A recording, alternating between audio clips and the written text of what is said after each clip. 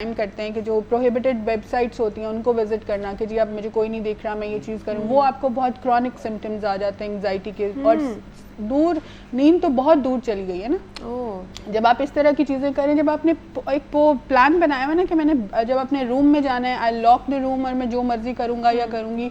Normally basically बच्चे जब relationships में होते हैं, ये एक बहुत बड़ा मैटर है कि बहुत ज़्यादा लंबी टॉक्स और कॉल्स और इस तरह की चीज़ें, क्योंकि हमने अपना डे का जो काम है वो रात में शिफ्ट कर लिया। तो हमें अगर और क्वालिटी स्लीप का मतलब ये नहीं है कि आपने ये बहुत पुरानी बात है कि आपको 8 घंटे सोना ज़रूरी है। क्वालिटी स्लीप का मतलब है कि वो स्लीप जिसमें आप बहुत डीप स्लीप में हैं, वो चाहे 2 से 3 घंटे की है।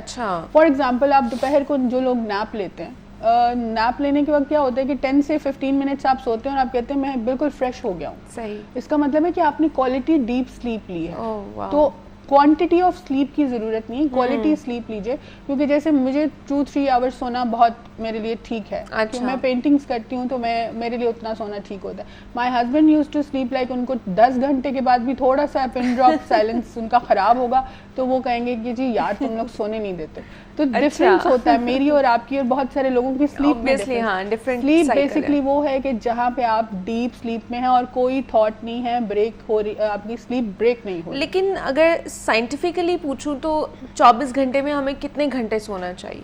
देखिए जैसे ये डिपेंड्स, इट डिपेंड्स कि आप, मुझे जैसे मैंने बताया ना, मुझे कम नींद के बाद सेटिस्फेक्शन है। मैं फ्रेश हो जाती हूँ। कुछ लोगों को बहुत लंबी स्लीप चाहिए होती है। कुछ लोग 10 घंटे के बाद भी फ्रेश नहीं होते हैं। क्यों वो इसलिए फ्रेश नहीं होते? क्योंकि हमने अपनी स्लीप का जो स्टार्ट है वो रॉन्ग किया है।